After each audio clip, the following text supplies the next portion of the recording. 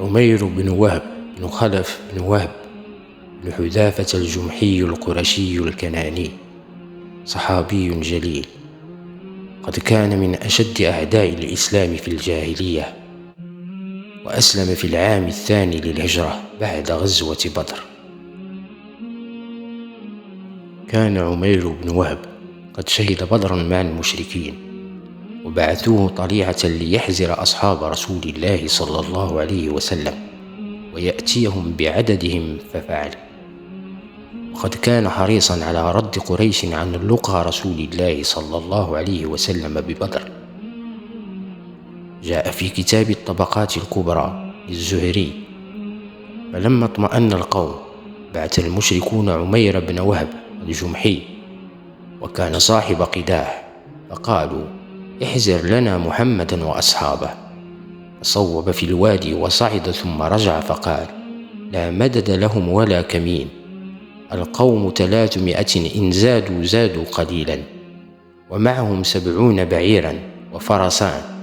يا معشر قريش، البلايا تحمل المنايا، نواضح يثرب تحمل الموت الناقع، قوم ليست لهم منعة ولا ملجأ إلا سيوفهم، أما ترونهم خرسا لا يتكلمون، يتلمضون تلمض الأفاعي، والله ما أرى أن نقتل منهم رجلا حتى يقتل منا رجل، فإذا أصابوا منكم عددهم فما خير في العيش بعد ذلك، فروا رأيكم. جلس عمير بن وهب مع صفوان بن أمية في الحجر بعد مصاب أهل بدر بيسير، وكان عمير بن وهب شيطانا من شياطين قريش، وممن كان يؤذي رسول الله صلى الله عليه وسلم وأصحابه، ويلقون منه عناء وهو بمكة. وكان ابنه وهب بن عمير في أسارى بدر، فقال صفوان: والله ما إن في العيش بعدهم خير. قال له عمير: صدقت، أما والله لولا دين علي ليس عندي قضاؤه، وعيال أخشى عليهم الضيعة بعدي، لركبت إلى محمد حتى أقتله، فإن لي فيهم عليه، ابني أسير في أيديهم. فاغتنمها صفوان بن أمية فقال: علي دينك، أنا أقضيه عنك، وعيالك مع عيالي أواسيهم ما بقوا، لا يسعني شيء ويعجز عنهم.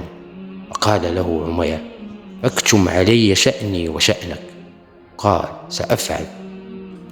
ثم أمر عمير بسيفه فشحد له ونقع في السم، ثم انطلق حتى قدم المدينة. فبينما عمر بن الخطاب في نفر من المسلمين يتحدثون عن يوم بدر وما أكرمهم الله به وما أراهم في عدوهم، إذ نظر عمر إلى عمير بن وهب وقد أناخ راحلته على باب المسجد متوشحا السيف، فقال: هذا الكلب عدو الله، عمير بن وهب ما جاء إلا لشر، وهو الذي حرش بيننا وحزرنا للقوم يوم بدر. ثم دخل عمر على رسول الله صلى الله عليه وسلم فقال: يا نبي الله، هذا عدو الله عمير بن وهب قد جاء متوشحا سيفه. قال: فأدخله عليه. قال: فأقبل عمر حتى أخذ بحمالة سيفه في عنقه فلببه بها، وقال لمن كان معه من الأنصار: ادخلوا على رسول الله فاجلسوا عنده، واحذروا عليه من هذا الخبيث فإنه غير مأمون. ثم دخل به على رسول الله صلى الله عليه وسلم، فلما رآه الرسول صلى الله عليه وسلم وعمر آخذ بحمالة سيفه في عنقه قال: أرسله يا عمر. أدن يا عمير. فدنا ثم قال: أنعم صباحا. وكانت تحية أهل الجاهلية بينهم. فقال رسول الله صلى الله عليه وسلم: قد أكرمنا الله بتحية خير من تحيتك يا عمير، بالسلام، تحية أهل الجنة. قال: أما والله يا محمد إن كنت بها لحديث العهد. قال: فما جاء بك يا عمير؟ قال: جئت لهذا الأسير الذي في أيديكم فأحسنوا فيه. قال: فما بال السيف في عنقك؟ قال: قبحها الله من سيوف، وهل أغنت عنا شيئا؟ قال: اصدقني، ما الذي جئت له؟ قال: ما جئت إلا لذلك. قال: بل قعدت أنت وصفوان بن أمية في الحجر. فذكرتما أصحاب القليب من قريش، ثم قلت: لولا دين علي وعيال عندي لخرجت حتى أقتل محمد، فتحمل لك صفوان بن أمية بدينك وعيالك على أن تقتلني له، والله حائل بينك وبين ذلك. فقال عمير: أشهد أنك رسول الله. قد كنا يا رسول الله نكذبك بما كنت تأتينا به من خبر السماء وما ينزل عليك من الوحي، وهذا أمر لم يحضره إلا أنا وصفوان، ووالله إني لأعلم ما أتاك به إلا الله. الحمد لله الذي هداني للإسلام وساقني هذا المسار. ثم شهد شهادة الحق. فقال رسول الله صلى الله عليه وسلم: فقهوا أخاكم في دينه وعلموه القرآن وأطلقوا أسيره. ففعلوا.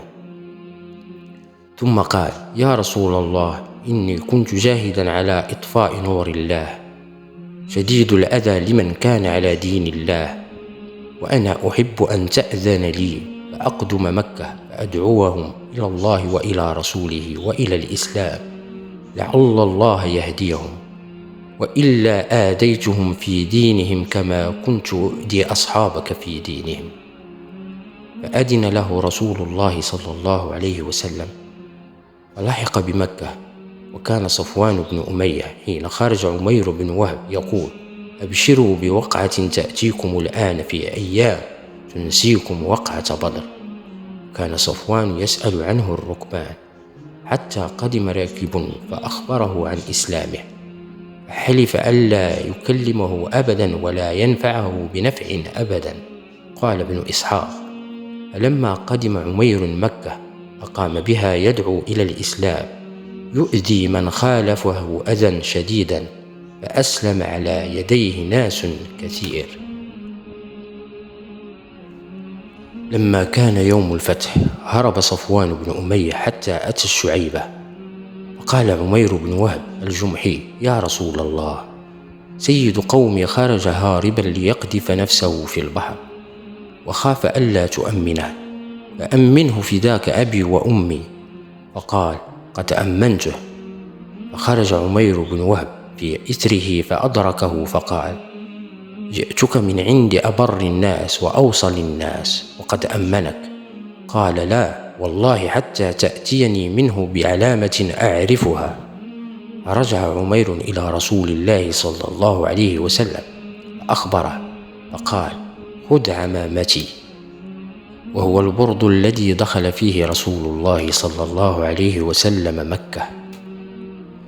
فخرج عمير في طلبه ثانية فأعطاه البرد فعرفه فرجع معه.